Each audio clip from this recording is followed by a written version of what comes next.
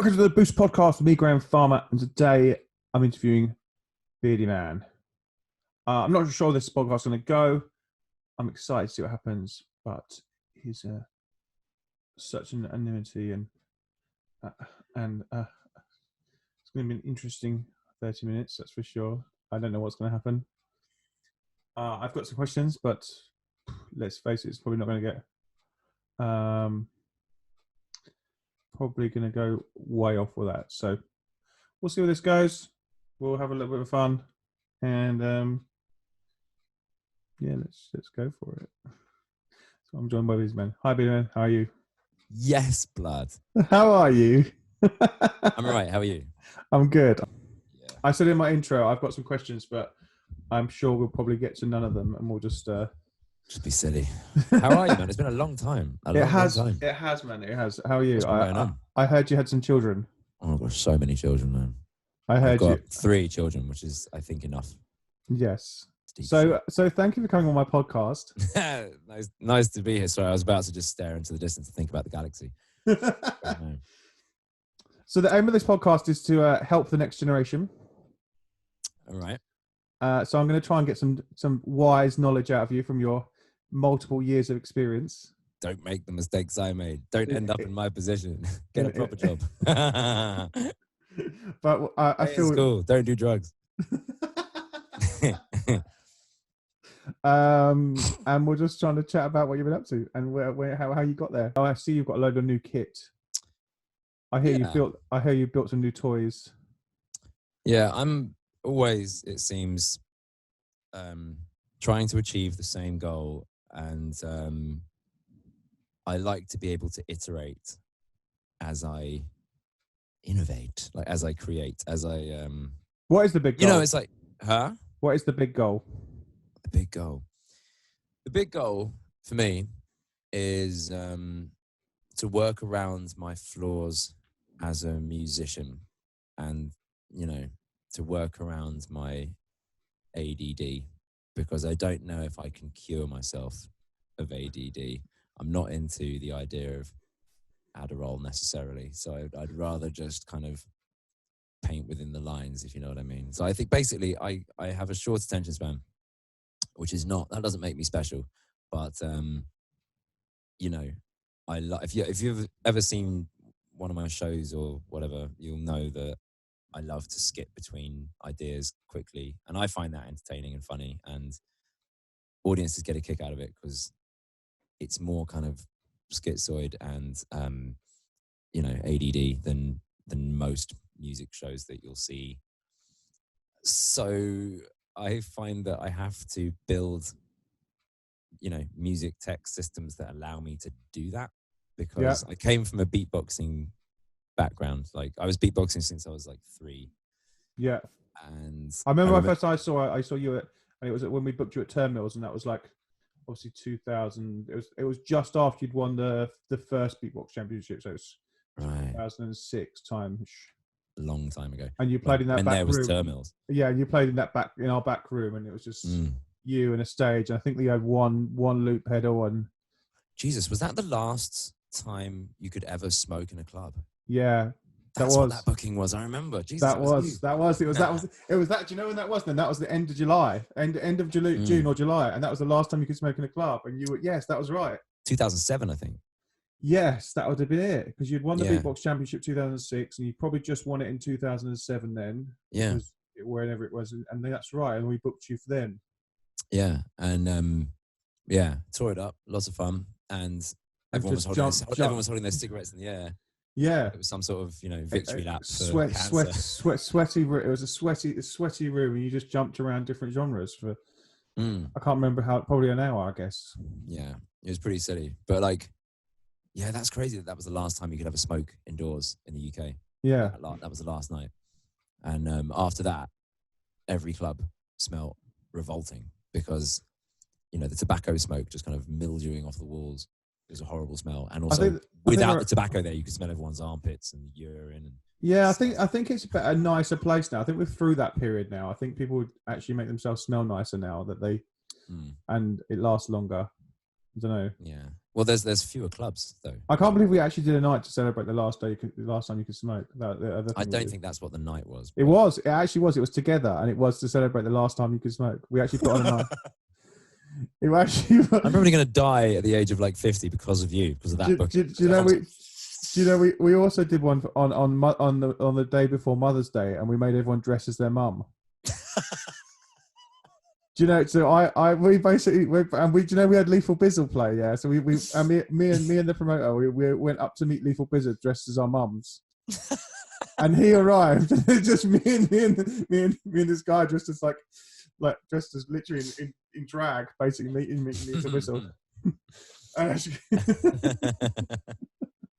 Keeping it classy. Yeah. Yeah. Fucking A. That's pop. Yeah, that was clubbing these days back then. Man, there's just fewer clubs now. It's so weird. It's so weird that that's happened. I never thought that would happen. But I suppose maybe all things have a kind of, ebb and flow.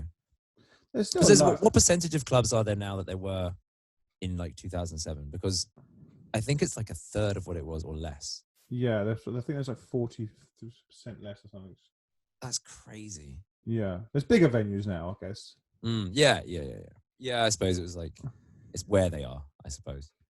Yeah. Because they got noise complaints and inner city values went up. And flats built on top of them, and then they closed the clubs down because they weren't put into their contracts, and yeah. I suppose it's just a different landscape now. And people can put on a mix wherever they are. Yeah. Yeah. You can have a sesh wherever. You can have a sesh in your shed. We have a shed in our shed. We in our garden. I have a shed. It's called Shed 54. It even has a Studio 54 logo. And basically we moved into our house and we made a disco shed. Of course. And so basically we have it's got a massive fancy dress box in it. I'll send you the video afterwards. It's incredible. We're silly man. I love it. Have you got a disco ball in there? Yeah, from Terminals. We've got Terminals disco ball in there. Really? Yeah. And lasers and and we just end up having parties in our shed with fancy dress and inflate. We've got loads of Elro inflatables in there, and our shed's going to be going to some festivals next year because I pitched it to some festivals. Amazing. The disco shed. I actually went to something like that in where was it? Glastonbury. Probably. It was called the smallest party in the world or something. Yeah, smallest club in the world. Yeah, that's right. On the outside, do you remember that? Yeah, I remember that. It was amazing. It had proper bouncers on the outside telling you to stand properly and shit. And then you went inside, and it's literally enough space for 3 people, and there's a DJ and everything. That's right. It's brilliant. So we have one of those in our garden. We have a disco shed. It's quite funny. Wicked. There should be more disco sheds. Everyone should, by law, if you want planning to build anything, even a greenhouse, you should have to have a disco ball in it. We're actually thinking about taking our disco shed and changing the genre next year and moving it on. Rave shed? Yeah, rave shed. So Shed Tasia. I like it. Or the Dream Shed. Right. Getting early hardcore kind of business. Yeah, we're gonna have a trance shed. Shed Crusher. Don't do that, man. Shed Crusher. Have a Gabba shed. You need what brand can I give? Give it. I do like a bit of Gabba. Army of Hardcore shed. Oh yeah. Rotterdam Terror shed. I used to when I was younger. I used to have the cassette. You remember the old cassettes? I used to have one that's called what's it called? Terror Drones. Yeah, man. And that was 1,000 BPM. Horrific. It's kind of fucking. Have you ever tried 1,000 BPM? Go on, see if you can do it. That's it. That's 1,000 BPM. It's horrible. It's barely music. Yeah. It's kind of like a tractor engine. Yeah. So you were saying you've advanced you're advancing your technology. Let's try and keep some normality to this podcast. Yeah. Well, no. Can I be asked to give you the whole story? No. Yeah, go on. I can make some tunes. Do you want some tunes? Or you want to keep it tune free? You want to keep this verbal only? Strictly no music. Don't you dare make any music. Don't you make any music, you can't. Don't you make any music, you can't. Don't you make any music, you can't. Don't you make any music, you can't. Ew, whoa.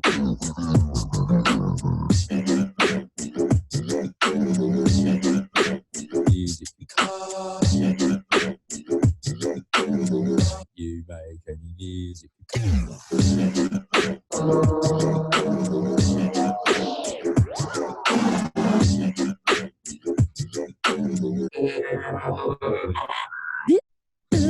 Make any music, you can't. You make any. You make any. Well. That Wasn't that Yay. amazing? That was incredible. Wasn't that the greatest music? Yeah, no, so I just like being able to do that. That's really cool. So how? Talk me through the tech. Let's talk through the tech. What have you? I see How that you've got techy do you want it? two iPads. You got two iPads, two giant iPads, or three giant iPads. Four iPads. Four iPads. One Boss RC505. One Ovation Launchpad Pro. An M Audio 61 key keyboard and an RME Fireface UCX sound card and a MacBook Pro, and that's it. It's lovely. And some cables. And your iPads are run off your own system that you've built. Well, so yeah, for years I was building my own system from scratch in a coding language called C++, which a lot of things are written in. Yeah. It's about as deep as you can go with code before you get to a language that only the machines can speak, which is a mad thing to do. And the project was long and arduous, and I was several times throughout this multi-year project thinking maybe I'm going to make a software company to sell this. And then I was like, is that my place in the world? And it could have been. If I'd have really wanted to do it, I would have got the funding, hired the staff, started a computer tech company. But I was like, I don't know if producing software is necessarily my calling. I think maybe I should just stick to being a musician for the time being. So I kind of thought, okay, rather than, approaching it this way, I think I'll approach it differently. And rather than be a sunk cost fallacist, which is to say you want to throw time, resources, and money at a project just because you already have, I thought, no, there's a better approach. I need to be able to iterate quicker. And by that I mean, if you're designing a system, you need to be able to make something, break it, make it fail, and then learn from those mistakes to build it better. But the way I was doing it with, coders working for me and building stuff to my exact spec, my exact spec had to be very specific from the outset. And a better way to work for me, and I think generally, if you're making something, is you need to be able to prototype and iterate. So that's why I ended up dismantling that system and building a new one completely from scratch in Ableton Live with bits of Max for Live and lots of third-party plugins and stuff. I don't know how nerdy I can go. You can go as nerdy as you like. That sounds cool. Yeah, that's cool. Because I think that's about as nerdy as I should go for now. But that's basically, if you want to ask nerdier questions, I'll answer them. But I could very easily talk in ones and zeros. But yeah, because I remember the last time I spoke to you, and you were literally going through that process. You were literally building that system. Yeah. Have you found it easier it's kind of this, I guess, mash of systems now? Yeah. So what I have now is iteratable. So every day that I'm practicing on it and making stuff with it, I'm also tweaking it and adding things and taking bits away and refining it. And that's great because it costs nothing to do. Yes. And it's just, if you want to make your own live system, you can go back to the drawing board, which is what I did do, but you don't. There are features that I had in my old rig, which the one I built from scratch, that I will never get back, really, because they're just things that Ableton can't do, wasn't built for. Right. And if I wanted to get deep into Max for Live, which, if you don't know, is this kind of deep programming environment for for sound processing. Mm-hmm. It's kind of a visual thing. You connect boxes, and it's like you make this sort of giant signal flow thing, and you can make it as complex as you like, and you can even code for it if you want. It's really deep, but I've never bothered trying to learn it.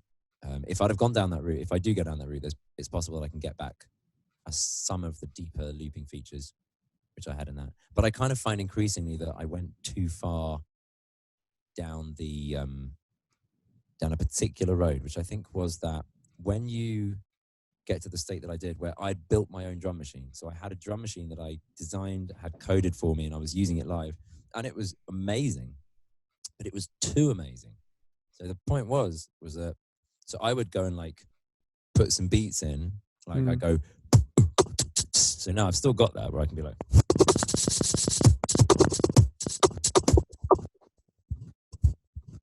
you know, ba ba ba ba ba ba ba ba ba.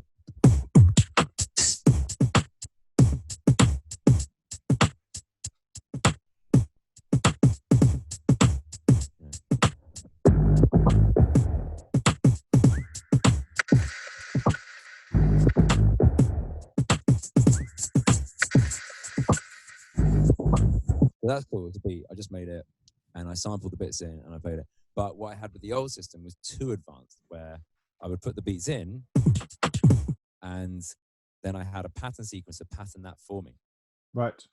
And for each sample, I had different effects, which meant that at the beginning of the set, you would just hear me putting in these beats, and then I wouldn't change the samples again till the end of the set, but you couldn't tell because you'd be hearing really tight drum and bass breaks and like really solid techno and, you know, broken beat and whatever.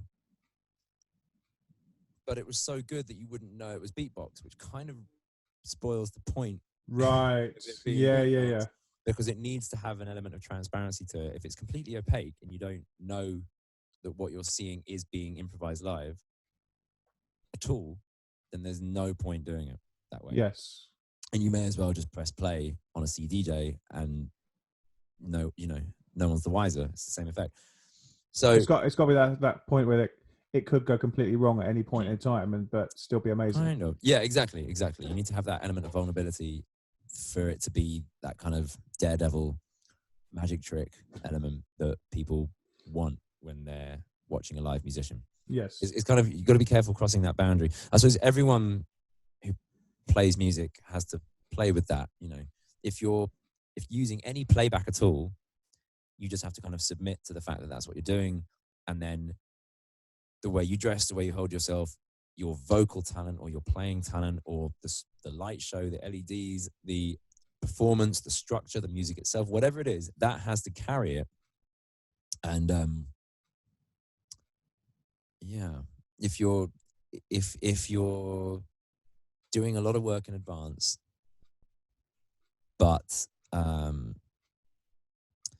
Jesus, I mean, it's just one of those things. It's where, let's say, for example, that someone's expectation, let's say you wanted to see Radiohead live, mm-hmm. because you know they don't use playback.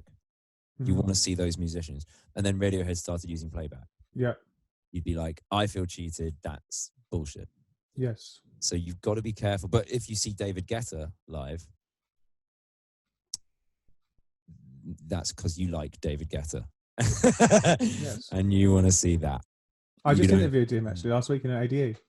You were? I just interviewed him last week in ADE. He's a lovely guy. It was incredible. And he does a lot of pressing the play button. He presses the fuck out of that play button. He does when he's David Guetta, but when he DJs, he DJs on 3 record decks, so it's all good. Oh, for real? Yeah. Oh, I've only ever seen him play on CDJs. No. By the way, I'm not denigrating the idea of pressing play, because tune selection is all important, and it doesn't. Yeah, I'm completely down with the sync button. I think people. I've got nothing against the sync button. No, I think you open up your creativity if you hit the sync button. There's no reason why it has to be like. No, don't get me wrong. David Guetta's been there for years. Like he's yeah. In fact, I used to watch him at Terminals as well. So it's he used to play on 3 vinyls, and yeah, it was yeah. But if David Guetta started playing Radiohead music with a live band on stage in Ibiza, people would be like, I hate this. So it's like it's about expectation and what people come to a show for. You know, it's about the vibe that they're after and the specific thing that they're there to see. You know, it's interesting. I find it fascinating. You obviously you have sort of three parts to your show. There's the you making the sound. There's the computer doing the tech, and there's also the you having to be the showman as well, which is and kind of presenting yourself as a show, isn't it? I guess. Well, it's interesting. I was talking to Dub Effects the other day, and I didn't realize because I haven't seen him in ages, but he's doing a thing now where he's moving away a little bit from the looping that got him, you know, well known. And he does a thing where he'll come out and just play a vinyl and sing over it. And he's testing people's expectations, you know. So that just means, you know, the music has to stand up. Like, I was really proud of myself the first time that I ever did a show without any beatboxing in it, just on the mic, because I kind of had felt for a long time that this, I mean, we're talking this 10 years ago, but like I had felt up until that point that I was a one-trick pony, that beatboxing, great as it is, was the only string to my bow in the eyes of the people that had come to see me. And I was like, there's more stuff that I'm doing and that I'm capable of and that I want to do and all this kind of stuff. So I just wanted to flex my artistic muscles, you know. What did you do? The first time I ever did it was like, I just had like one chaos pad, I think, and a little pedal looper, Digitech looper. But yeah, it was, God, what was it? Glade? God knows, I can't even remember. But it was yeah, I just remember like having this like solid set list and going absolutely mental and just ending on really hardcore shit, and everyone going absolutely bananas, and they wouldn't let me leave the stage. And I was like, and I didn't do any beatbox. So for me, that's always been a thing. It's like, how far from the beatbox paradigm can I get, right, and still smash it? Like, because I suppose to me, there's always something uncomfortable about novelty, because I think, and I've heard this from other beatboxers and other loopers, is that they seek to escape any vestige of novelty to prove that they're a real musician, you know. But like, but often, you know, that hero's journey will often end with the realization that you had the powers all along. Like, actually, beatboxing is an incredible means of musical communication. Yes. And people crave that rawness, this is something that I've been realizing recently. So the other day, so I'm doing this UK tour at the moment. How's it going? I've just done the one date so far. It was in Leeds, and we sold it out, and I smashed it. So I'm happy. But I missed you. I saw you were in Northampton, and I missed you were in Northampton, and I could have come over and hung out, and I didn't realise. Was I in Northampton? I saw on your thing from your team. Was I in Northampton? When was I in Northampton? Apparently in the summer. Was I? I don't know. I probably was then. Elusive Festival. You played there in September. Oh yeah, right. That's where that was. Yeah. So I just got in a car, went on the motorway, and ended up there. Oh, yeah, okay. Sick. I knew it was in a field. Oh, amazing. Yeah. Sorry, I lost you. Gone. What was I saying? Something about beatboxing. Fuck yes. How are you? See, I was getting really deep and wanky. I know, it's really good. Fuck it. It was a deep wank, really deep, sludgy. Tell me about this. How did your first date go? The first tour date go? Oh yeah. First tour date was great. It was really cool. But yeah, I ended up I opened the show with beatboxing for maybe 5 or 10 minutes or something, which I don't normally do, because I was just like, yeah, I don't know. I've reached all these realizations recently where I'm like, I could build a machine that would do everything for me, and all I would need to do is press play and sit back and beatbox one beat into it, and then it would make a fucking symphony out of that one beat. Fuck's sake. But why? You know, where's the fun in that though? Well, exactly. So maybe because with this new rig, I've reintroduced the need to beatbox everything and to improvise everything. With my old rig, I had this massive synthesizer rig that I had constructed over the course of about 2 years, which was this. It ran on a laptop. Yeah. I made my own like workstation synth beast out of loads of instances of Massive and Piano Tech and all these other soft synths. But it was nuts, and it could sound like anything. It could do orchestral stuff and dubstep and Eurostep and fucking god everything. Cool. And I was proud of the fact that I'd done it, and I was able to. I did this show in theaters where it was kind of. I think of it as now as quite corny, but it was fun at the time. I really loved the challenge of it, where I was making a new album every night. Yeah. I'm never going to do that again because it was really hard, and I'm kind of done with the idea now because I just wanted to see if you could, and I did, and I'm like, oh, fine. But like, I made a fuckload of music. I made so much music. I made because at the time I was doing the music for a Netflix show as well. So that was loads of different kinds of music because each show in this Netflix series was a different character actor who wanted to find a vehicle for all their characters.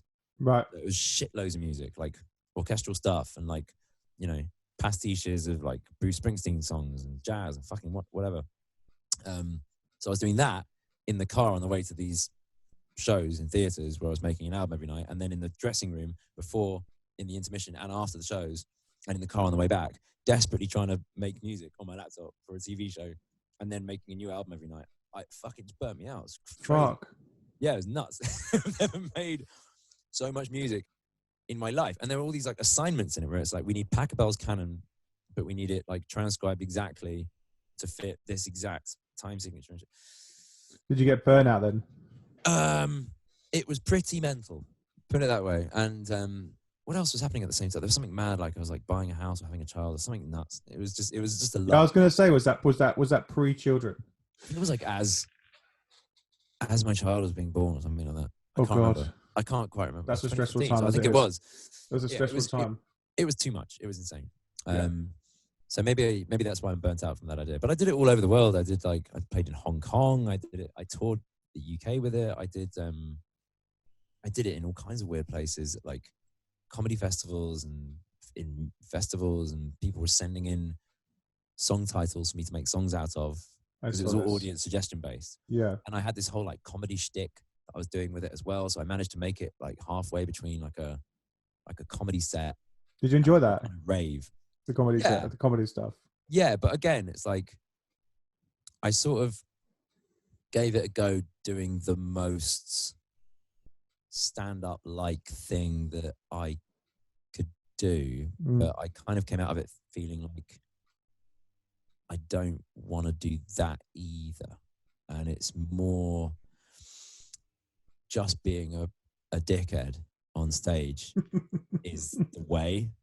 It's because there's something more animalistic about music that comedy can't quite get to necessarily. Like, you know, there's something kind of shamanistic and performative about music that comedy with its cerebral nature struggles to ever quite equal.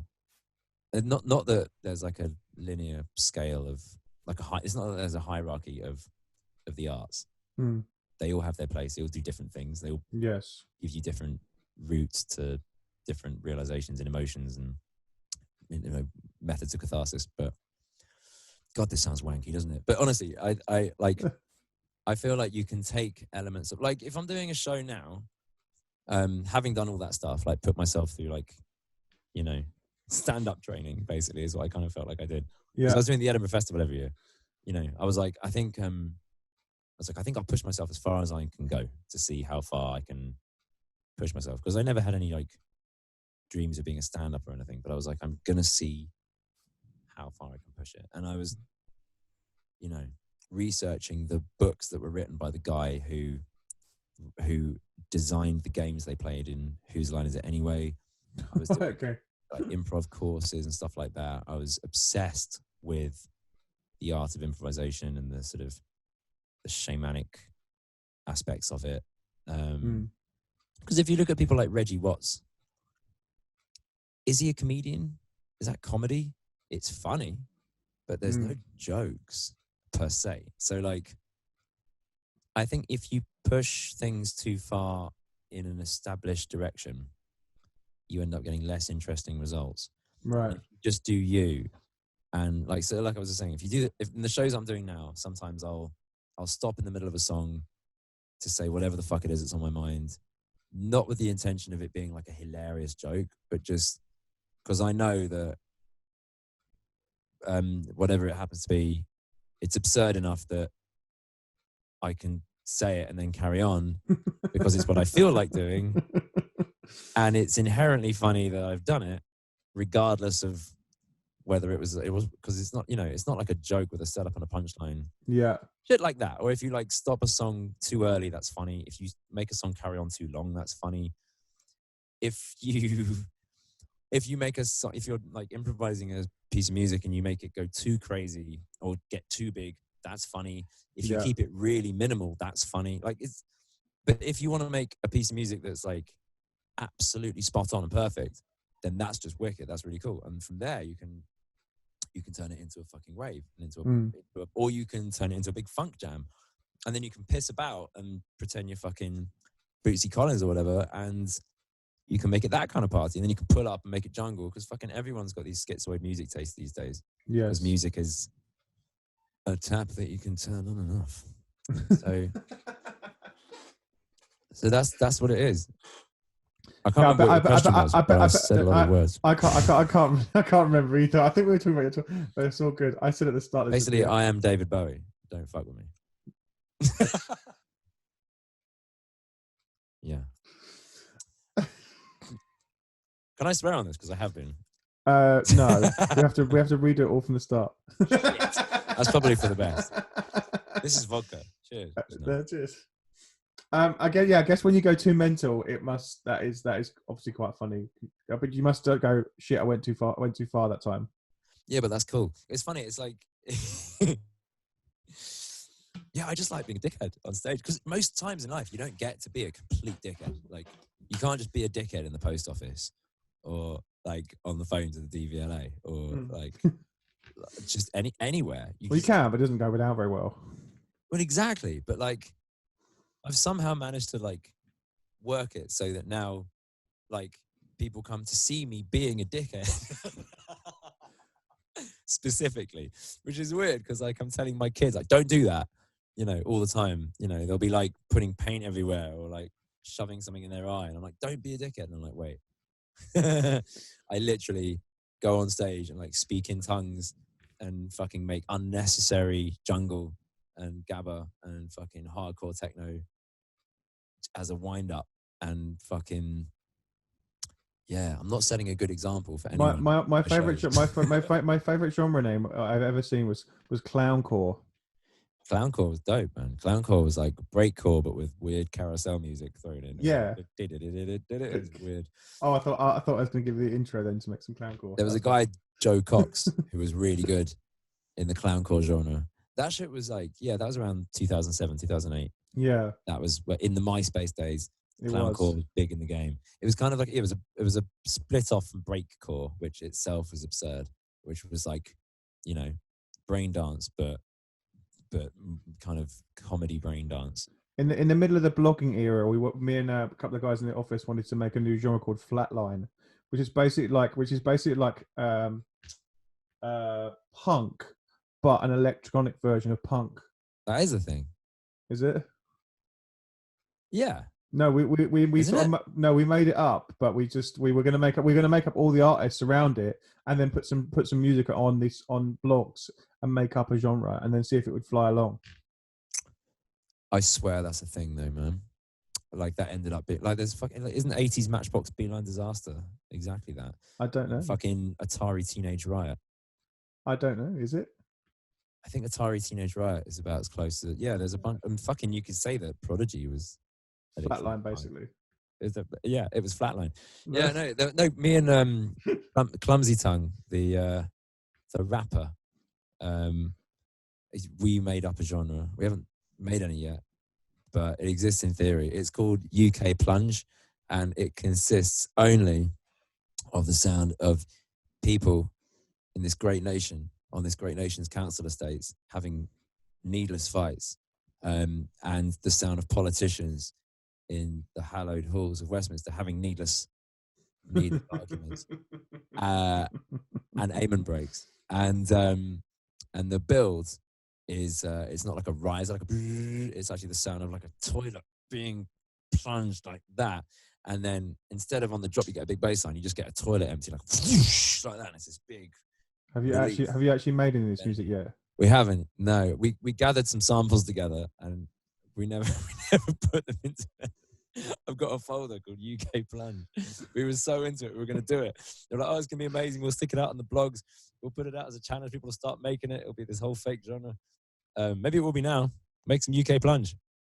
I'll put it on TikTok. Make some UK Plunge. Put it on TikTok. Yeah, it'll fly on there. The numbers are silly. Shall I make some now? Shall I make some UK Plunge? Go on then. And then some flatline. Yeah, all right. Let's make some UK Plunge first. It'll be like... How would you do it?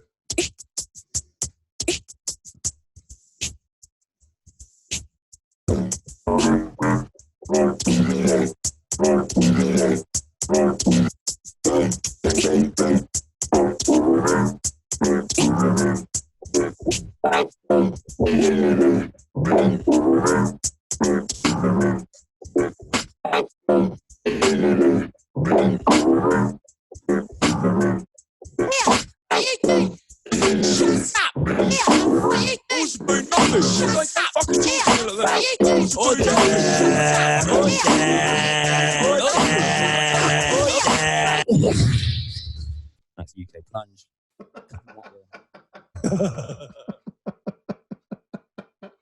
Bang. That's incredible. That's incredible.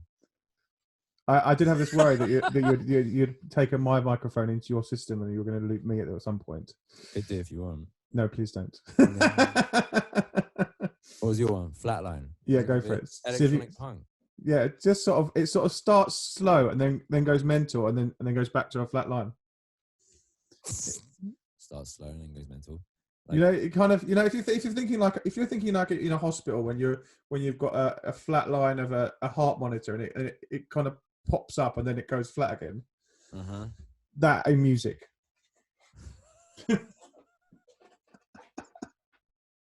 I'm not giving you much to go on. Right. So like fucking, but it's punky. Yeah, punky. And it's electronic in nature. Right, analog or more like digital? What are we talking like Game Boy kind of micro funk kind of thing? Yeah, let's do that. Sure. Let's make it up as we go.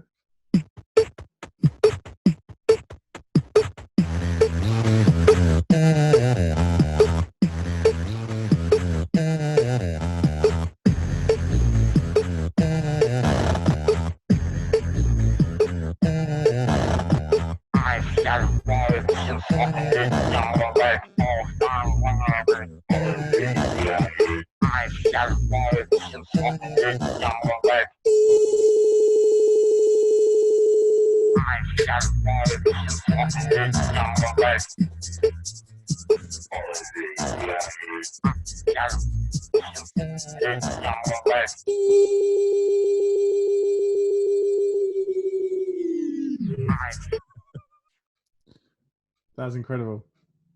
That was fucking shit. I loved it though. Yeah, it was great. I love things that are shit. Yeah, me too. Yeah. I'm enjoying my solo concert as well, by the way. Thanks. No one's ever going to hear this. You haven't got a podcast, have you? This is no. just, it's nice to catch up. I'm just bored on a Monday night. Fair enough, man. Is it Monday? It is Monday. Yeah. I thought it was fucking Tuesday. Yeah, you haven't got into the fun of half terms yet. It's half term this week. Of course it's Monday. That's fine. Uh-huh. Yeah. I like the weekdays because then my kids are at school. Not this week, though. No, it's getting easier actually to find the time to do the music. For 2 years, it's been difficult to find time to make any music. I don't know if you found that in the early days of having a child. Yes. Music has to take a back seat because it's just not as important as keeping it being alive. Yes. Happy. Yeah. Mine was always it's just trying to like this week for half term it's so tomorrow morning it's my day with my daughter. and it means getting up at 5 o'clock to get all my work done before she arrives at 8 o'clock in the morning, and then spending all day with her till she goes home at 6 o'clock, and then working from 6 till probably 11 to get all the work done that I missed during the day. God damn. That's half term. Half term fun. Half time fun. So let's, I don't know how. I honestly don't know how people do it. Like Scream's about to have another kid, and he's got loads of music that he's been sitting on for ages. like 400 tracks or something stupid. Something mad like that. I'm so glad that he's making music again. I am as well. Because he's a genius, and to have been playing other people's records almost exclusively for ages is such a mad thing. But I suppose what he went through is nuts. His story is crazy. I know we're not necessarily here to talk about him, and there's documentaries about him, you know. But yes. But I've known him since day. But it's just, what a journey. To have invented a genre. Like, even he tweeted that the other day. He's like, fuck, we invented a genre. Like, it's so sick. And to then have left it behind. To like be the one that creates it and then move away from it because it's kind of metamorphosed into something that you aren't comfortable with. Maybe that should be your next challenge, make a genre. We just did UK Plunge. That was it. And now I'm bored of it. I'm moving on. And Flatline. I left it to others. We left UK Plunge and Flatlines to other people. Yeah. We've got the Flatline shed. That's what it's got to be. The Flatline shed. And make a shed next to it, the UK Plunge shed. And they're connected by a sewer. That's the only way you can get to the UK Plunge.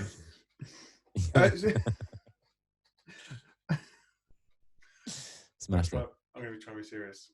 That's what the people want. Yeah, exactly. They want it. You need to be fucking serious. Don't mess about. This is a serious fucking interview. It is. Don't fuck around, man. I want the hard questions. You want the really hard? Let's just talk. Whilst I think of some hard questions, let's talk about your new single. Because I'm sure your management and all those what people want you to talk about. If I did. Yeah, I'm sure they would love it. Sure. I was told this one it took a year to come to fruition. More ridiculous, really. Well, because so when the twins were born, like 2 years ago. Yep. We were having a house done up that we just bought, and I was living at the in-laws. It was not a time in my life when I expected to be making anything worthwhile. Because it was, I was like, I'm taking some time off to look after children, just for a little bit. But I was, it was like 4 a.m. I'm like bleary-eyed, drinking as much coffee as I can with these two helpless infants, like asleep, like a couple of meters away. And I had been watching, it was so tired, from looking, because they don't sleep. They're inconsiderate beings. They just, they don't have empathy yet. Yeah. They're like tadpoles. So I was knackered, and I was watching Fear and Loathing in Las Vegas on repeat, like several times a night. Because it was the only thing that I could understand in that state. Right. I had to cling on to something. Fear and Vegas, that was it. Fear and Loathing in Las Vegas, which is one of the more mental films ever. Yeah, it's quite weird. It's beautiful. It's about the 60s and everything that meant, all seen through the genius of Hunter S. Thompson. He was writing at the tail end of the hippie movement. We could talk about Hunter S. Thompson, but he was always a hero to me. And I cried when he shot himself in the face in 2005 or 6, whenever it was. But it was sad, man. But he was such a hero to so many people. Anyway, am I getting off topic? Maybe. But yes, I was watching Fear and Loathing in Las Vegas. It's my comfort movie. I know that might sound strange, but it is. And just kind of watching fucking all kinds of shit and listening to Joe Rogan podcasts. And I was like, wasn't there a bit where Joe Rogan read out a list of Hunter S. Thompson's drug routine? And so I dug it out, and I was like, why the fuck isn't this a tune? That is outrageous that this isn't a tune. So I was like, well, I think it would have to be with a bass line that's like, bom, bom, bom. So I was like, oh, fucking, I'll make it then. So I did. And it was kind of done. And it was going to be like a little novelty B-side or something. And I played it as my manager, and he was like, that's the one! Because all the other music I'd been making was very kind of dour, I'm so tired from all the babies, kind of music. And which I'm prone to do when I really get deep. It's very sad music. And like, I've still got that. I may well release it, but I'd kind of decided not to. I've played it to people and they're like, shit, man, that's really powerful. And I'm like, I know, but you can't rave to that shit. I wouldn't fuck to that. It's not fuck music. Yeah. But then again, you know, Richard Clayderman made a lot of money. You can't fuck to Richard Clayderman. You could try it, but it'd be really boring, missionary, kind of emotional, intense staring in the eyes sex to Richard Clayderman. You'd have to have some candles burning. What was I talking about? Something. Oh, the tune, yeah. Yeah. Anyway, so Sony got wind of it and they wanted to license it, so they did. And then they kind of sat on it for ages, and then they were like, "Oh, we like your video idea, but we've got this guy who's like a massive video director, and he's got this mad idea for a video." And I saw the treatment for it, and I was like, "You must be joking," because I don't know if you've seen the video. I have seen it. It's incredible. Yeah. It's pretty sick, and it's disgusting and amazing and wrong. Yeah, Well, so right. We can do a little YouTube moment here as this is going on YouTube. We can link to the video in the card on the top corner there for people that can watch it. Yeah. Yeah, it's a wicked video. It actually just won best dance video at the I heard. Congratulations. UK VMAs. It was my second award there, actually. What was the first one for? The first one was I won best dance newcomer in 2015 for a video that I sort of co-directed and co-produced called, I did it with Lewis Rose, big shout, Lewis Rose, called, it was a track I did called Mountainside, which was very kind of wistful, kind of, unrequited love kind of song, or at least the video ended up being that. Right. It was kind of, the video to that was like a couple meet for the first time on a dance floor. They're mashed, and they go outside, and as they're like kissing for ages, and then they get chatting, and this little build up romance is going really well, and then she mishears something he says, and it all gets a bit weird, and they start getting para, and then and then like she leaves, or he leaves, or some shit like that, or he thinks. She goes, "I'm going to the toilet," and then he can't find her. I don't want to ruin the music video, but essentially, yeah, it's pretty deep, and it's a bit like the first 10 minutes of Up, but for mashups. So if you can get through it without crying, then good for you. But like, yeah, so that was that. Okay. So that was about drugs, and this one is definitely also squarely about drugs. It's weird though, because I haven't done drugs in a long time. Good. Exactly. Good. Your focus is a lot better when you don't. Exactly. Drugs are bad. They really are. They're lots of fun. Yeah, I had a great. They're bad. I had a great time. I had a great time whilst I was doing it. I've given up now, so right, yeah. They're awfully Moorish. I'm not bothered anymore. Yeah. No, it took me having kids to realize that I was a complete addict. I'm past that now. I was like completely addicted to weed. I didn't realize. Yeah. Until I stopped doing it for long enough that it had like psychologically the crutches had kind of left my system, and I was like, I was a fucking absolute addict. Yeah, I had that with smoking, and I gave up smoking, and then a week later I saw with Scream, and he was smoking right in my face, and then that was when I realised that it didn't bother me, and I didn't want it anymore, and it was great. And it was actually, I'm so thankful for him for doing that, because I realised that I didn't really want it anymore, and it was great, and I was through that now. That's cool. Yeah, it's mad when you finally get to that point where you realise that you were chemically and psychologically dependent on something which was just a substance. Yeah. And that actually, because I stopped smoking like 15 years ago or something. And the thing that made me stop was it was ruining my voice, and I wanted to be able to still sing. And it was expensive. Yes, and it's even more expensive now. Yeah, but it wasn't just that it was expensive and I was brassic. It was who the money was going to, because I was like a sort of, righteous little socialist student. And I was like, oh, these giant companies. And then I was like, oh, fuck, they've got me completely hooked. Do you have to warm up your voice?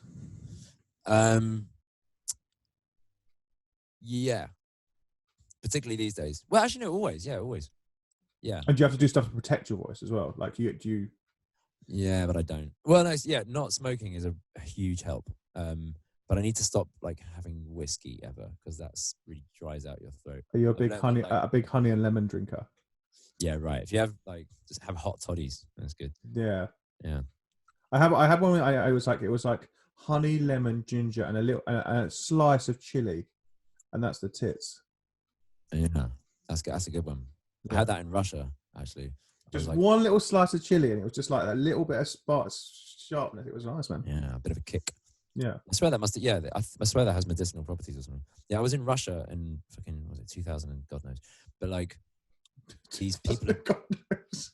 2000 and these people had booked me to play at this thing. It was like a corporate launch of like a car or something. And yeah, I was in this. There were like dancing girls who were wearing just belts, and that was weird. And they were on podiums, and then there was me, and that was weird. And then there was a car spinning around. None of it made any sense. Russia's just strange. And then they took me out to see. Like they were like, "So you're here for an extra day? Why don't you come and see this thing in this cinema?" And I realized I was getting the flu and I was feverish, and I was like, "Oh, I feel really bad." So like, it's okay.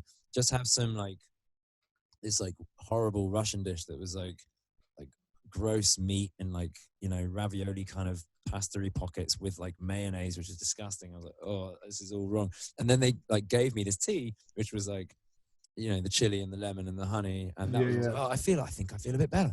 And they were like, well, come and see this film. So we went to this cinema, and Bjork at that point was going out with this guy called Matthew Barney. And he was a filmmaker, and he'd made this art film, which you had to go to the cinema to see. You couldn't buy it. It was like an event. You had to go see it. So it was this thing where him and Bjork played these two people on either side of a Japanese whaling vessel. And at first it was on these beautiful, balmy seas, and they were farming, so scooping up these huge blocks of whale blubber, which I don't think is a thing. I think they just made it up there for the movie.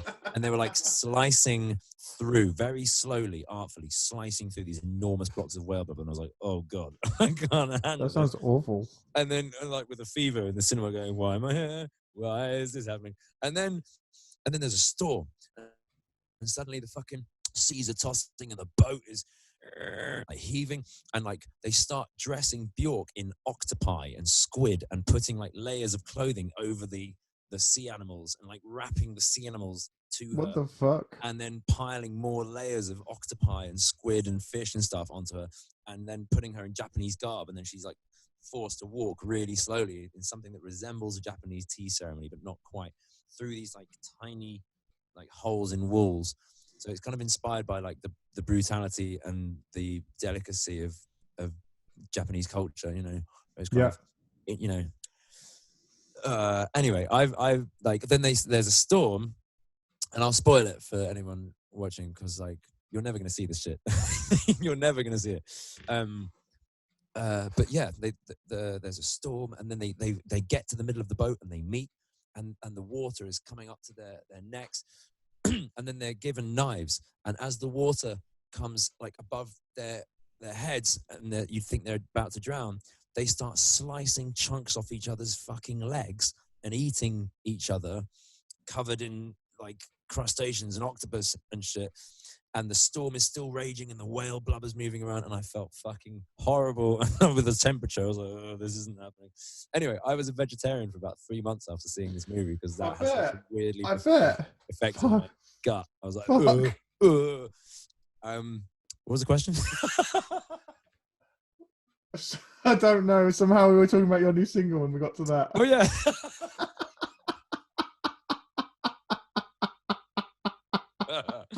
Well, there you go. That's the story.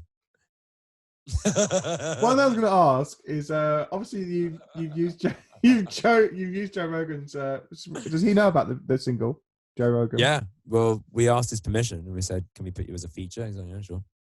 So now it says featuring Joe Rogan, although he had very little to do with it. But no, he gets like a share of the monies raised from the 0.001p per Spotify stream. Yeah. So he's cool with it. He's mentioned it on his podcast a couple of times actually. Oh, that's which great. is good because he's got enormous reach, and he tweeted and Instagrammed the video. I did like 3 videos for it. It was a weird process. I think there's like the first one was a lyric video, which I guess is kind of standard. You put out a single first as a lyric video or whatever. So it's a lyric. But you know, the guys that they found to do it, Sony, were it was a bit kind of eye bleed, you know, me and my manager thought. So we wanted to tone it down a lot, so that we ended up delaying the release of the lyric video to get that right. Yeah. Do you have a lot of creative control in it then? I think with a major label, you can have as much creative control as you're able to wrangle. Okay. Because there's a lot of people involved. All of their jobs are on the line. Mm-hmm. They all want to be seen to be adding value to the product. Yep. So it's an interesting process actually for me. I've never had any involvement with major labels ever. Is it? Oh, it's your first one. Okay, cool. I've released on small independent. What do your albums come out on? Your albums come out on. Let me look. Fuck, I need to try and remember now. I'm gonna look. I've got discography. I've got something. That's bad, but like literally, once you say the name of it, because the last album that I released was 2015. 2014. Distractions, which was with. I don't remember. I'm looking it up. We can edit. Yeah, please do. That's shocking. We can look. We can edit. Bandcamp.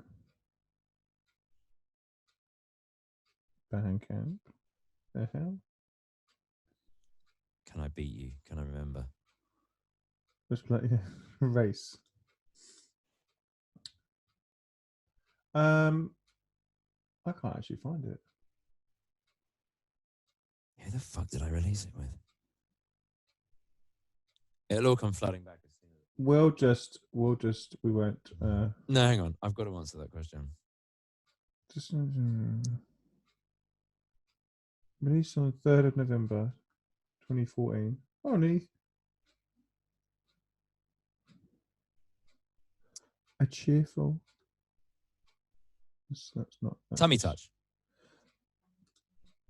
Tummy Touch. There you go. Yeah. So I've released on small independent labels before. I released on Tummy Touch in 2014 with my album Distractions, and then before that in 2011 with Sunday Best. That's right. Which are both small, well-intentioned, passionate, in it for the music entities. Mm-hmm. But Sony is this hulking behemoth that pumps out hits. And have you got other singles with it, or is it just this one?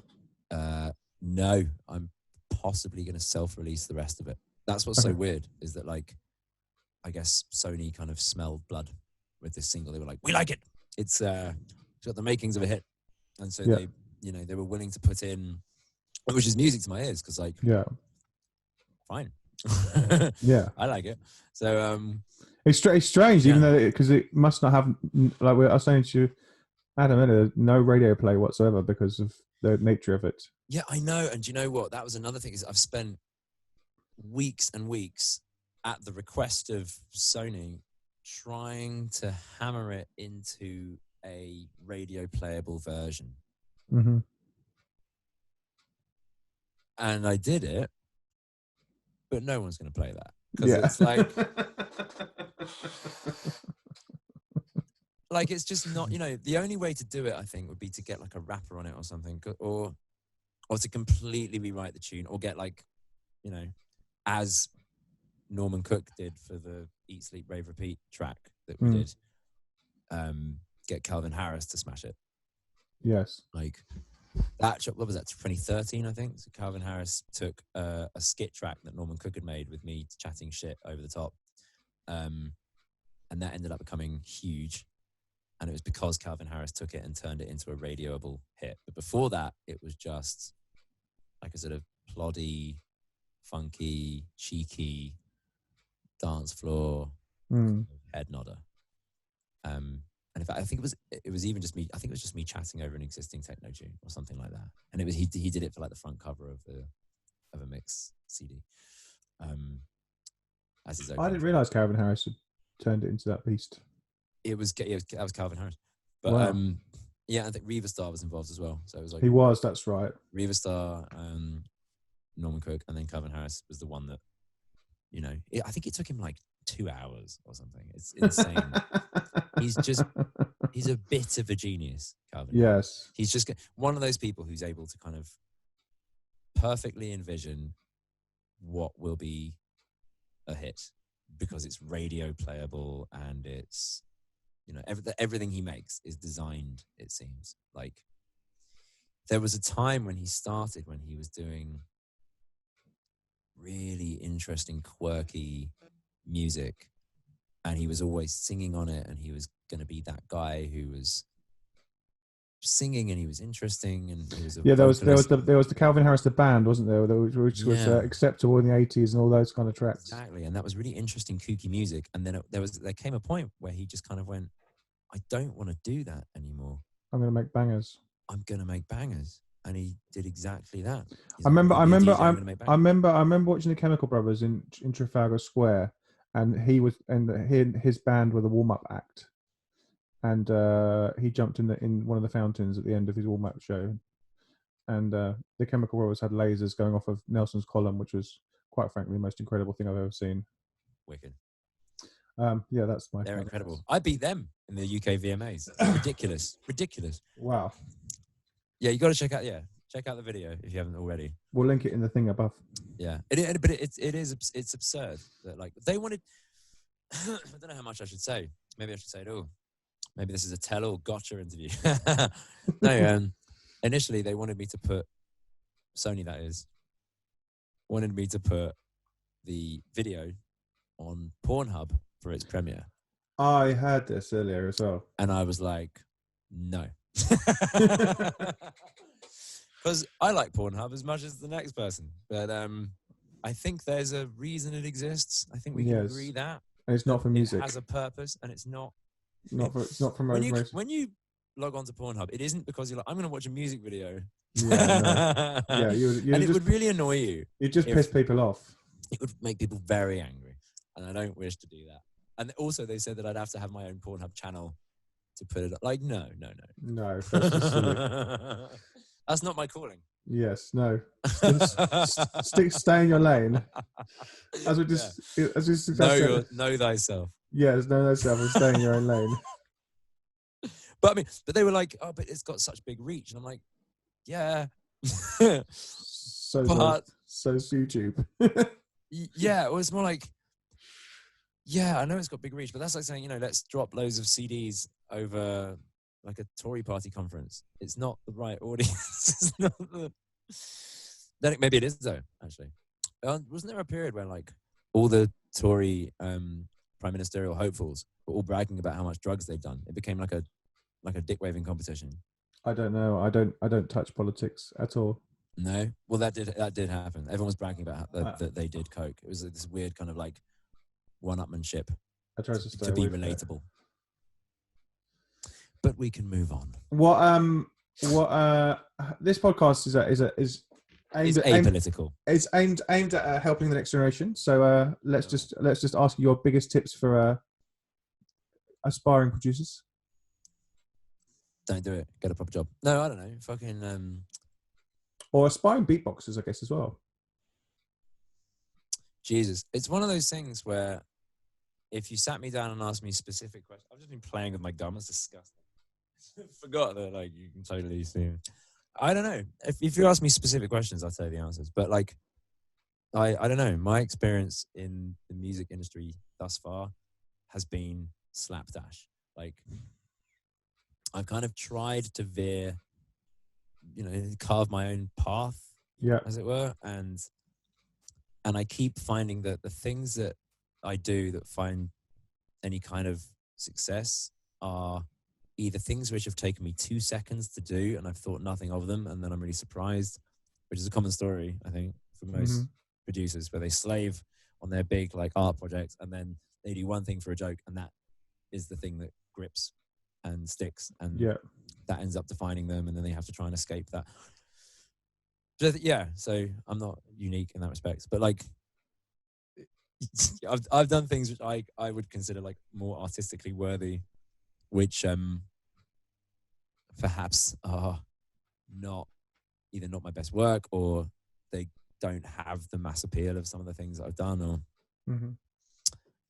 But maybe that's a bit too sort of, high flown and hypothetical. I mean, I don't know, like, it's like anything really. Work hard and keep questioning yourself and thinking whether or not you're necessarily doing the right thing for you or for a career. It's hard to give advice though with the music industry because it's an industry which is built on nothing really, nothing tangible.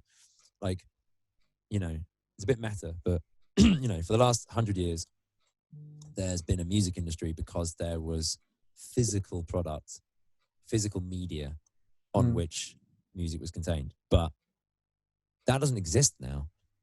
But you still have the corporate structures there, the infrastructure for collecting revenue from radio play and Spotify streams and all these kind of things. And we're at a point where the internet went from being a lawless no man's land to being very strictly controlled. And that sounds a bit tinfoil hat, but it was the case in the early days of the internet that there was Kazaa, LimeWire, you remember the shit? Napster. Where Napster. So people were downloading stuff illegally. Yeah. That became the means of exchanging music for everyone. And everyone was burning their own CDs. The record industry I remember that time. Which was at its peak when CDs were selling for nearly 20 quid for a single CD because they could. That market just bottomed out because of pirating. There were kids having examples made of them by record companies at the behest of people like Metallica. It was a weird time. Yeah. When nobody really had any idea where it was going to go, apart from David fucking Bowie. David Bowie in an interview in 1999 with, I think, Jeremy Paxman was saying like, oh yes, well, the internet will change everything. The internet's going to be, you can't even imagine what it's going to be. The internet's going to, and Jeremy Paxman was like, well, wouldn't you say it's just a medium? Isn't it? It's just another way of talking. It's just a message board. He's like, no. Then he's like, would you have said that to Caxton about the printing press? He's like, the internet's going to unleash creativity in a way that no one's ever seen or can even imagine, good and bad. And he was so right. David Bowie, motherfucker, understood. He was like, your music will be a tap that you turn on and off. And that's what you have now with streaming. So I don't know how anyone can make money in the music industry without live touring, because then you're physically barring people from entering a physical space until they pay for entry into that space. That's a way. Selling merch, But radio play, streaming, an amount, but it has to be streaming's pretty decent. And no, it's not. No, it's not. If you're Taylor Swift, or you're the Foo Fighters, or you're Frank Sinatra's estate, or you own the Beatles catalogue, or you're one of the major labels, streaming is a great source of revenue. But if you're a smaller band, or you're a producer, and you've got a couple of percentage points on a big hit, it's not much. Like if you have a global smash, you can see some money from it, but it's not life-changing like it used to be. Like it used to be that if you had a global number one, you were set up for life. But in the age of streaming, if you have a global number one, you'll eat well for a year. It's like, it's not a bad thing. No, I mean, that's fine. You can. It's a happy place. Yeah. If I could eat well for a year, if I could eat well for a year, I'd be very happy. Yeah, exactly. And making music, you're not exactly at a coalface. You're not be like, I should be rich because I made something that resonated with people for a second. You're not down the mine either. Exactly. So maybe it's fine, but it also means that music has become more democratized, which is good. There is more music than ever, which is good. And because of music tech being what it is, everyone can make music. You don't even need to have that much training at all, or any really, to make music. And you don't have to have any resources behind you to distribute it and to find fame. None of those things require money. But at the same time, none of those things earn you money either. So music is becoming something where, I suppose, as it always was, those who are really garnering a lot of attention and favor get the dollar, and those who are kind of middling don't quite breakthrough. But the structure of that's changed, where the money isn't there at all for those at the bottom unless you are really hustling. So yeah, so you can really hustle. You can make a decent living from selling beats, from doing your own online courses for people, through YouTube ads, through Bandcamp, through merch, through small scale touring. Like, it's not impossible. Yeah, it's just But adding them all up. it's hard. But then again, it always was hard. So in the past, the only way to really get, unless you wanted to do it really punk and DIY, the only way to really do it was to play the game of the labels, which was they are basically funding you and trying to mold you into something which you may or may not be. And then they will drop you if your albums don't sell something that equals the investment that they put into you, which was most people. Nice. Do you, which is still the case, but nowhere near as much. Like the labels now don't shell out money like they used to, which is why it was so unprecedented that they put so much money into this music video for my single. Because for me, it was like a fun skip track, and they were like, "Now we want to like make it." Yeah. It's just serendipity as far as I see it. I can never quite, like, I listened to the radio today. I put on Radio 1 and I was like, I don't understand this as music goes. And I put on like Heart and I was like, what the fuck is this? And I just, anytime I flick through the radio, I'm just like, it's adverts and then the music sounds like adverts too. And I can't get my head around it. Like, so I don't understand the mainstream. I never really have. Or at least. I can't believe you just did a radio knob without doing some sort of radio noise with it as well, though. Well, they don't make that noise anymore. They just go searching. Yeah.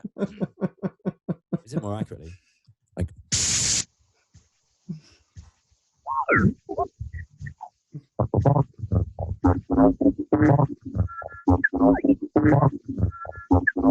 Yeah, it's ring modulation usually.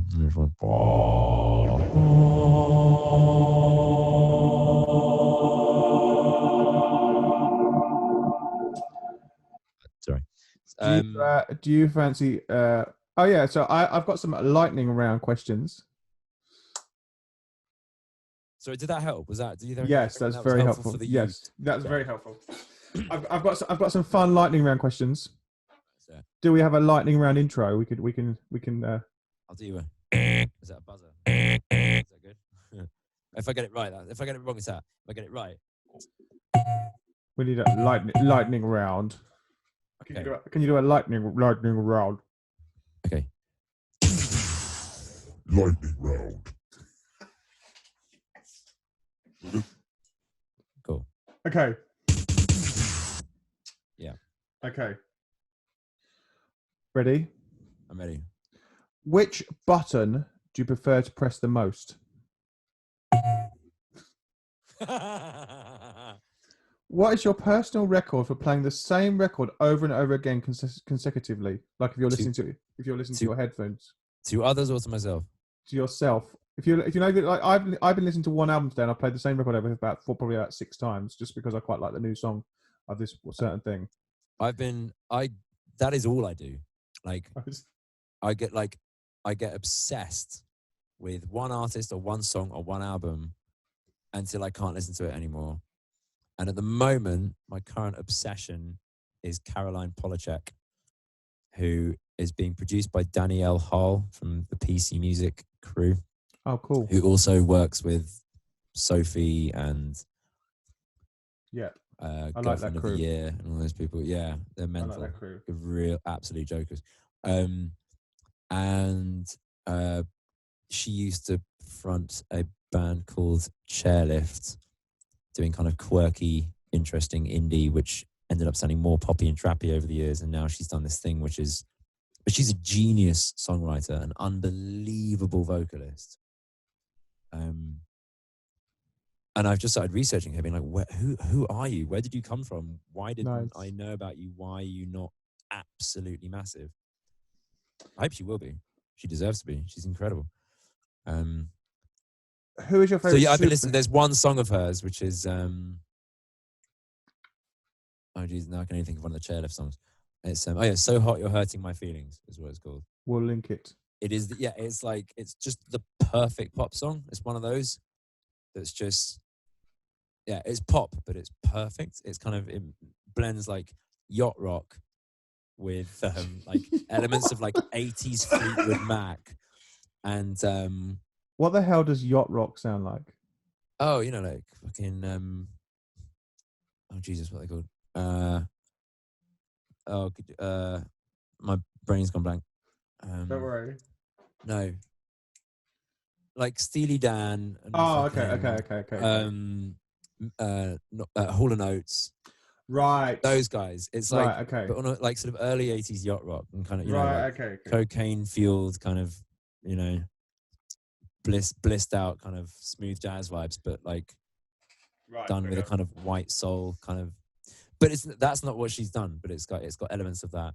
Just like the stuff that was good about cheesy 80s sort of dream pop, but it's genius. I don't know if she probably wouldn't like that comparison. Maybe, I don't know. Who knows? It's phenomenal. I got that on repeat. Yeah. What is your favorite flavor of ice cream? Whatever mad bullshit Ben and Jerry's has brought out in the last month. They keep being like, we've crammed even more chocolate and dough into this tub. Okay, Eat here it. we go. I'm like, okay. Finish this sentence. Yeah. When I dance, I look like A bad man. Do you know what? I was listening to some fucking techno thing that I had on repeat.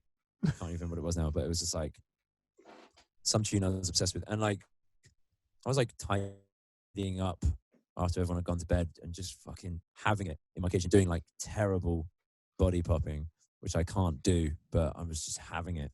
And anyway, I noticed that like, I forgot that the back of my kitchen is all glass. So like the people across can fucking, I saw like a camera flash and I was like, yo, what?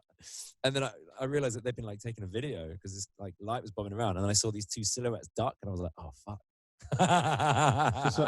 somewhere on I'm about to be a meme.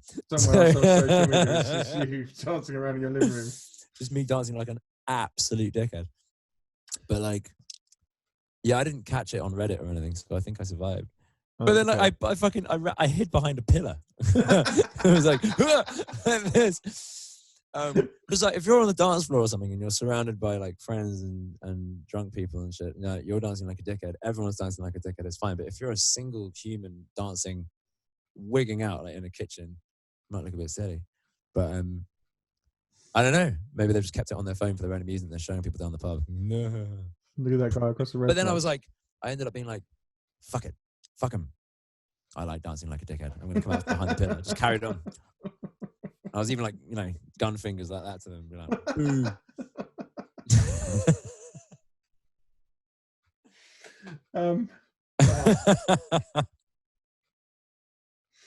Okay.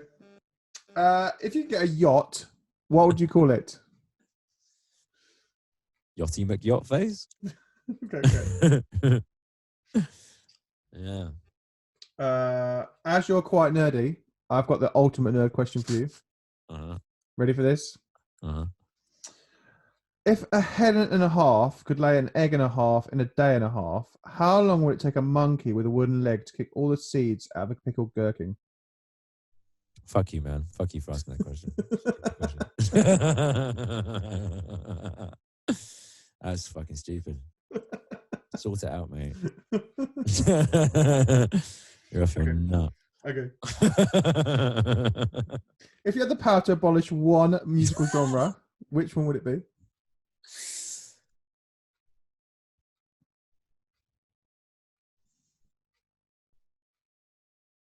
I've stuck him.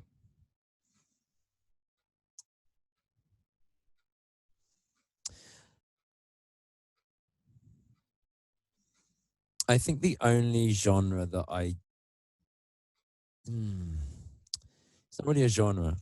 The late 90s pop industry that was a hit-making sausage factory was so abhorrent to me at the time because I was into drum and bass and Radiohead and I was getting into metal and going back to like the fucking, you know, the Smiths and reggae and Pink Floyd and fucking learning about, I was well into like early hardcore, and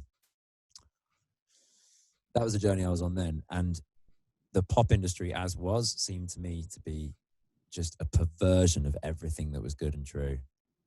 So I think the Backstreet Boys, if you could call that a genre, like, you know, the stuff that, but even then you've got like, fuck, you know, Toxic by Britney Spears it's not like a jam, but it's a good pop song. Then again, I could live Oh, I without don't know. I could live without it. There was the Armand Van Helden remix of that, and that was quite good. Was it? I don't think I ever heard that. That was pretty good. Like that there, that's the only genre that I think should be committed to the flames. Like, because you don't really get music like that anymore. Like if there's pop, it's these days, it's just something that happens to be sort of like pop now is this kind of very spacious, trap influenced, tropical affair, which is like expertly produced and very shiny and clean, but there's always something interesting about it. It tends not to be annoying. But the vibe in the late 90s, it had to be as annoying as possible. Like, I think that's the genre, because every other genre I think I can sort of take on its own merits or kind of imagine the time that it was happening in. And, you know, it was a flex then, and it's an interesting piece of history, like cultural history. But I don't feel like the late 90s pop sausage factory was, I don't feel like it was harnessing anything that was a vibe, you know, like the kind, like skater punk pop. Yeah. Like, you know, what was Mbop really saying about youth culture at the time? You know what I mean? Was that a vibe? Was that a mood? Was Mbop a mood? It wasn't really. Like, you know, was Avril Lavigne like a spokesman for her generation? What, It was no plunger. It wasn't UK plunge. Avril Lavigne never made any UK plunge, man. That's where she fell down. Yes, that's it. She lost all credibility when she didn't make UK plunge. I'll tell you what, like, I loved at the time a lot, but I'm amazed that I was so into it. And it says a lot about how sort of like angsty and depressed I think I must have been as a teenager. It was like, I was into bands like Stained and things like that. These kind of like, what do you even call that? I suppose new metal. There was nothing metal about it. Scary music. Huh? Scary, angry music. No, it wasn't scary angry. It was like whiny. It was like, oh, the vibe of Radiohead and the instrumentation of fucking Down or Sepultura, but with none of the anger or sort of, you know, political commentary or anything. I don't know. There was a lot of kind of nothingy music in the late 90s. yes. A lot of stuff that was kind of cookie cutter, and every genre had it. So you had like pop that meant nothing, you had rock that meant nothing, metal that meant nothing, and then you had loads of really cool stuff that had come from a place of like pain or joy or exaltation, like underground dance music. I found electronic music in the late 90s, so that was kind of, I was fully in that mode then, and nothing else mattered. It was the cure to, although the Cure are also an amazing band, but like, it was the antidote. Yes. Underground dance music was the antidote, because it's interesting to me now to think about that, because like that doesn't exist anymore. There is no underground now. What the fuck is the underground? Oh, there is. Like, There's still quite a bit. But what is it? I mean, like these days, because of the internet, if something is underground, it just means that like it hasn't got super well known yet, but there's no like sharp dividing line between culture. Oh no! Oh, there definitely is. You know what I mean? There's definitely underground, and there's definitely because some of my friends will only listen to stuff that's on the radio, and they'll only listen to certain things, and they'll only listen to certain artists. And, I've cut all those people out. Right. See, when you have, I have a balance. I'll say artists to them, and they'll have no idea who they are. So therefore, they're the underground because they don't know. Because they're just not. They're still huge artists, but they just don't know who they are because they're not commercially viable enough. Well, let me be clearer. It used to be very difficult unless you were in a scene where you knew people and hung out with people who went to the specific record shops and read the specific magazines and went to the specific nights to hear about what was going on in the scene. These days, you can be a scenester by proxy just by going on a forum. Like it's the access to it. By Instagram. Yeah, like back in the 90s, mate, when it's fucking, you know, there were style tribes and dance music tribes and stuff, and they hated each other. Like garage and drum and bass people, they didn't hate each other, but it was like they were very incongruous vibes, you know? Like garage was like, you dress up, you go out, you look good. It wasn't like a druggy thing at all, but like drum and bass, it was dirty and gully and rotten and those were my people. Those are always my people, is the people who were like, and the music was influenced by jazz and like twisted sound design and fucking horror movie tropes and shit. And like, yeah, that shit still exists with fucking like Excision's crew, you know, all that stuff. The crazy, like, I don't even know what you call it, but it bears more of a resemblance to metal than it does to techno in terms of the vibe. But like, so there's still underground stuff happening where there's an insular scene where you get heroes in the scene, but you can access the shit. Like, I don't know about that because I've ever been to Lost Lands. I know about that because like I'm on the internet and I'm watching it from afar and I'm downloading all the music and I'm interacting with the people that are going to these things, and I'm like engaged in these like meaningless parasocial relationships with people on Twitter where I'm like, you know, I'm fucking stalking people just because, you know, some like random rave bunny is a scenester and I'm witnessing the scene as they see it through their eyes, which for me is enriching because it's weird. You get to wear their eyes as a mask and walk around a rave. It's a twisted sort of Charlie Brooker, like metaphysical reality that we can sound like Russell Brand now. This paradigm that we all live in today is metaphysical reality. You don't even realize, but it is like that. Yeah. Like, that's mental. Like, it used to be that if you wanted to get in on a scene, you had to really want to. You had to fucking go to the country where the music's big, which it might be a town where the music's big. You had to go to a record shop. You had to hang around in the places with the people to get into that scene. And it was secret. It was walled off. Now, you still have the tribes, but anyone can come and go as they please. So you get, you know, this sort of permeable musical borders where have you been into everything? Have you been into have you been to Croatia and listened to some of the turbo funk in Croatia? I've heard turbo funk. That shit's ridiculous. That's very like, you go into little pockets of Croatia and it's like, oh, turbo funk's big here. You're like, whoa, okay. It's kind of a gypsy thing, I think. It's like, yeah, it's fun. It's like super fun. I really like the original. Like, I've got like a collection of kind of Romanian folk music, which that shit I've listened to on repeat sometimes because it's so bafflingly energetic. It's like high energy Romanian folk music where it's kind of whistling and clapping and cheering and singing and just joy and really kind of, you know, wholesome kind of, you know, folk music. But there's a place for that, you know. Why not? Yeah. Why not? Yeah. Wow, we're at what bloody hell, we've been going for ages. We're at an hour. Okay, cool. Oh, there you go. We ended on Romanian folk music. There you go. Good place to. Would you like to do an exiting outro musical? Sure. Disgusting. Right. All right. Not sure what to do.